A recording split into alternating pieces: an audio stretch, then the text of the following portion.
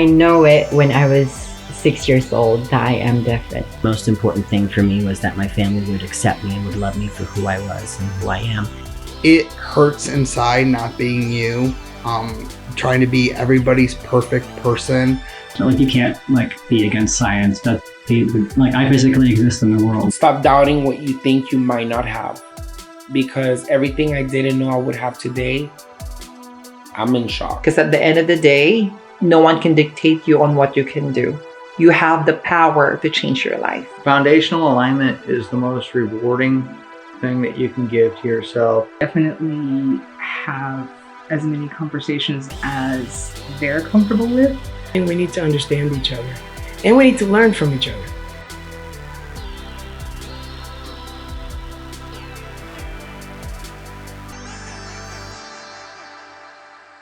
My name is Morgan Mayfair, and my pronouns are he, him, él.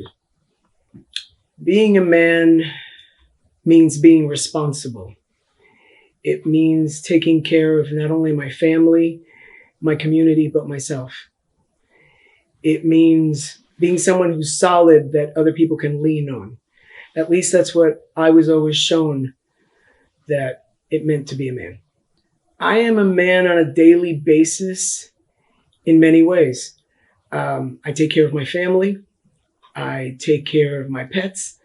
I take care of my chosen trans family and my chosen LGBTQ plus family. That is one of the most important things in my life, actually, to be able to guide them, to help them in the things that they need, and to always be there, that they know they can lean on me, that they know they can depend on me. Taking care of an orchid, it's not a simple question because there's so many different varieties of orchids. And for anyone who may know me, I am an orchid fanatic. I love them all. My favorites, though, happen to be Vandas. I'd like to say they're Cattleyas, but that would be an absolute lie. It's Vandas. I love them because of the variety of color. I love the look that they have, not just the leaves and the flowers, but I also love the way the roots look. The long hanging roots, the fact that the plant can last without anything, just with water. Ashley is my wife, my partner in business, my partner in life, and she means absolutely everything to me. She's the person that was there for me when I decided to take the leap to actually transition. And she has supported me in every single crazy thing I have ever come up with. I still remember the day I said to her that I was going to transition. And that was a big one. But I think the day I said, I'm going to start a trans organization and I want it to be different from everybody else. I want it to be an organization that welcomes everyone, not just trans folks. We, as trans people, have been turned away from other places. I want to be the place that never turns anyone away. And she didn't look at me like I was crazy.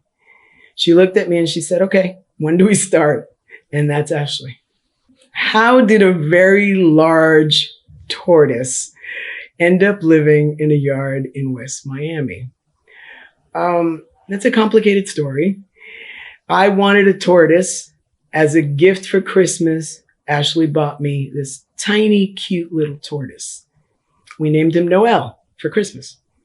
We brought Noel home and Noel grew and grew. And that was when we lived in Davie. Noel was lonely, so we decided to find Noel a mate. And we called around to different rescues and we found a mate. Now, my lovely wife, Ashley, was watching novelas at the time with my Dominican mother, actually. And she had this idea of naming the tortoise Fiorella. So we got this female tortoise, brought it home, and they swore to us that it was a female, and we named it Fiorella. Then we moved to Miami, and we brought two huge 50 and 60-pound tortoises with us. We had to build an enclosure for them. And one day I went outside, and I see my two tortoises, and I realized they're doing the nasty. But I look closely, and they're both male. So Fiorella ended up being Fee, and we ended up with two gay tortoises.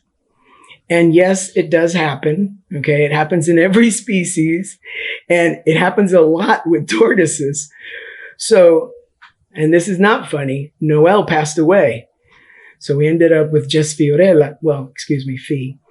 And now we can't find a mate for Fee, because every time I call rescues and I ask if they have a gay tortoise, they laugh like maniacs. And then they realize that, yes, some tortoises are gay. And if I put one in there that isn't gay, they'll fight to the death. So I am in search of a male gay tortoise to keep Fee company. And this is my God's honest truth. One way that I've changed another person's life. That's a difficult question to answer, because I've changed the lives of many, many people. Being the director of Transsocial and working with Unity Coalition and working with a lot of different other organizations, I meet people all the time. And also a lot of youth reach out to me in emails. I'm an old man, so I don't know why they reach out to me, but they do. Maybe it's the fatherly thing or grandfatherly thing or whatever, but they open up and they talk to me. And I'm able to direct them to the places where they can get the things that they need. And the most beautiful thing is when I get that call back, or I run into someone and they tell me, you helped me go in the direction that I knew was my authentic self or what I actually needed. And you helped me find family. And that's something that means a great deal to me. I have a very large chosen family, and there's a lot of people that are part of it. And I love every single one of them. They're all different, and they all have had different needs at different times, but I love them all, and I hope to always be there for them. This is how you make the perfect Cuban coffee. You go to Versailles in the morning, around 8 or 9 o'clock in the morning, and there's a little window right up front. You go up to that window and you order yourself the biggest colada you could possibly get. And make sure you tell them you want it with a lot of foam on top. Thinking about legacy and thinking about how life has changed me since having both my parents pass away. It's changed me a great deal. It's taught me to respect and understand them and a lot of the differences that we had while they were still alive. You know, there isn't a day that goes by that I don't speak to both of them. My mother and I were always like vinegar and oil. I've told the story a million times about my coming out to her at 6. From that moment on, we never really got along. But having lived past them and looking back, I understand them a little bit more. I understand that they dealt with things through their experiences and through the eyes of what their life was like for them and their generation. And that helps me to look at mine and look at it in a more broad way. I'm 63 years old. And I work with a lot of youth. Most of the people that I work with or that I help are under the age of 24. And it takes a lot to be able to slow down and say, understand and look at what they're looking at and what they're dealing with through their eyes and not only mine. If there's one thing I'd always like to say to them is, you know, we've been through this before. We've been through worse before. I know you're scared. I know you're going through a lot. So we're we, but in different ways.